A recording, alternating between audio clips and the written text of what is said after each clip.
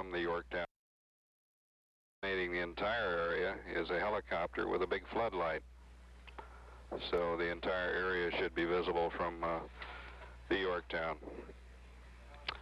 This is Apollo Control, Houston. Let's try Dallas Townsend on board the York. Known as position spot 3.5, and that's the spot where the recovery helicopter will land on the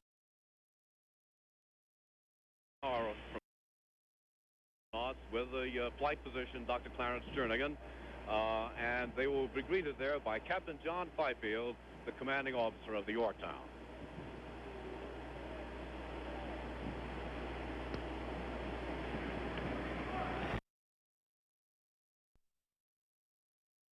The Yorktown for when the astronauts come aboard, and also for when their space capsule is lifted aboard.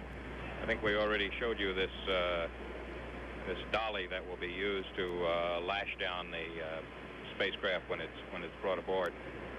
Marine guards who are attached to the aircraft carrier Yorktown have set up a cordon around this whole area to keep the curious sailors away from the spacecraft, because it does have those possibly dangerous fuels and explosives aboard. Over here in this corner, two NASA engineers who are in charge of looking over the spacecraft once it gets aboard are laying out all their tools and the other things they will need. If they do find any explosives still aboard which haven't gone off, they have a very simple remedy for that. They have a couple of old mattresses over there which they will put on top of the area where the explosive is. If they find any fuel left in the engines, they will plug those engines up so the fuel doesn't leak out and hurt somebody.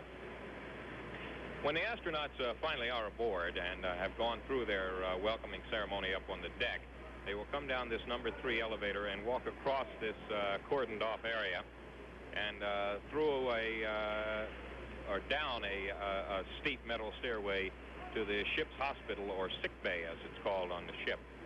And they will immediately begin their medical examinations. The first part of their stay there will be to get out of their space suits, have the sensors which were attached to their bodies to measure their heartbeat and their breathing during the flight. Those will be taken off. The medical examination altogether will last 3 or 4 hours. There'll be blood tests made to see if their white blood cells were affected by the long period in space. There will be x-rays made of their heel bone and their finger bones to see if the long period of weightlessness has caused them to lose calcium. There'll be a couple of rather exotic tests made there in the sick bay to find out how the period of weightlessness affected their heart action and their blood vessel action and their muscles. One of these will involve getting into a box from the waist down, being sealed up, and air pressure pumped into the box, and then the action of the blood vessels in the legs measured. Another one of the tests involves really nothing more than an exercise cycle like a lot of people have in their homes or in gymnasiums, and the astronauts will get on that and pedal. The thing is hooked up to a fancy electronic gadget which will measure their breathing and heart rate and muscle action to see how those were affected by the trip in space. At some point during all this medical examination, the astronauts will step just outside the sick bay to take the traditional phone call from President Johnson. Well, all that is in the few hours ahead. The first matter is to get the astronauts back on the ship, and Dallas is watching out for that on the flight deck. Dallas Townsend? Well, here on the flight deck, the preparations are going forward rapidly. A movable wooden platform, which will be brought up to the door of the helicopter, is already almost in place. That double line of sailors is out on deck, ready to pay honor to the astronauts when they arrive on the aircraft carrier. Captain Fifield is not in evidence. He, of course, is still on the bridge, but he will be coming down shortly to the flight deck to represent the carrier Yorktown and the Navy as the ranking representative of the Navy here to greet the astronauts on their return from space. His executive officer, Commander William Parks, will not be here. Commander Parks has been flying today as Air Boss 1, the man in direct charge of the recovery operation. He's been in one of those fixed-wing aircraft, the E-1Bs, sometimes popularly known as the Willie Fudds. He took off from the deck of the carrier about an hour and a half ago, and he has been supervising the operation of the recovery of the spacecraft. After they come on deck, there will be the welcoming ceremonies by Captain Fifield and by the senior NASA representatives on board, John Stonecipher and Ben James, who's the public affairs representative. After that, down to the sick bay for the medical examination, up to the flight deck, up to the hangar deck to inspect the command module, which by that time will be on board. Then, following a rather rigorous schedule, still in line with what they've been following the past week or so, not as rigorous as that, but still with plenty of events on it, they go up to Captain Fifield's quarters for lunch, and after that back down to the sick bay for further medical examination.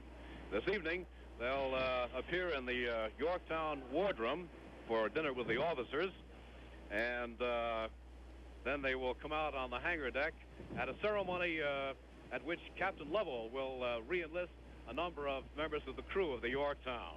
The latest from the spacecraft, Apollo 8, says he is glad to see us.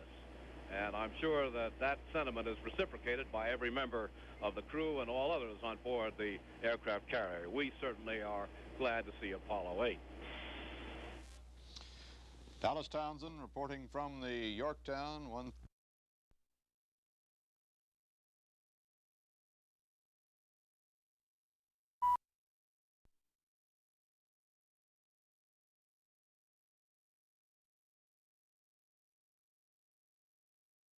Section is and among those visitors is Thomas Paine, who is the acting administrator of NASA. We talked to him last night, asked him about the flight. He was, of course, very pleased, but he expressed a rather universal sentiment that he would be most happy when those men are on the carrier.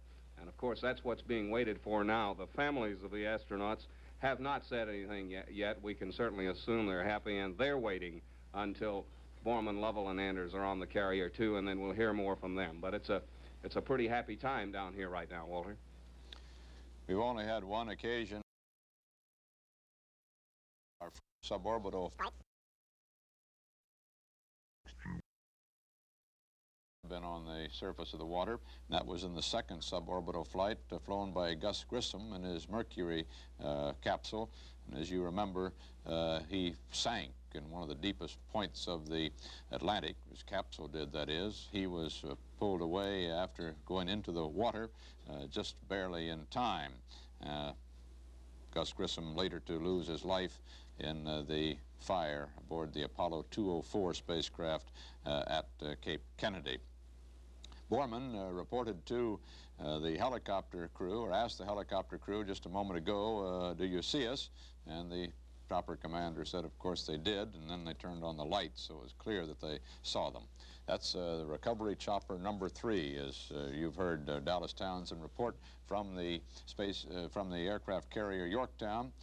The men, after the routine that Dallas reported to you a moment ago, on tomorrow morning will fly to Hawaii, transfer there to another aircraft, and go straight to Houston, arriving in Houston time, 4 a.m. Sunday morning, 5 a.m. Eastern Standard Time. Then when they land at Ellington Field, just a couple of miles from their homes near the Space Center. They'll be met by their families at that point, unless somebody in their great enthusiasm over the next few hours decides to fly those families out to Hawaii. That doesn't seem likely at the moment. The plan is for the families, the 3 wives, and the total of 11 children to wait in Houston until Sunday morning's return. After that, the men will go through a long debriefing period. Everybody wants to know, of course, in Houston, all the scientists want to know the details of the spacecraft performance. They know that it worked well, but they want a little more engineering data than that. They want to, of course, all the scientists want to hear about the moon and what it really looked like close up, and they'll all be waiting for the development of the still pictures and the movie pictures taken of the moon's surface and of the Earth as seen from the moon. Paul Haney again at Mission Control. Communicator here, just try to call.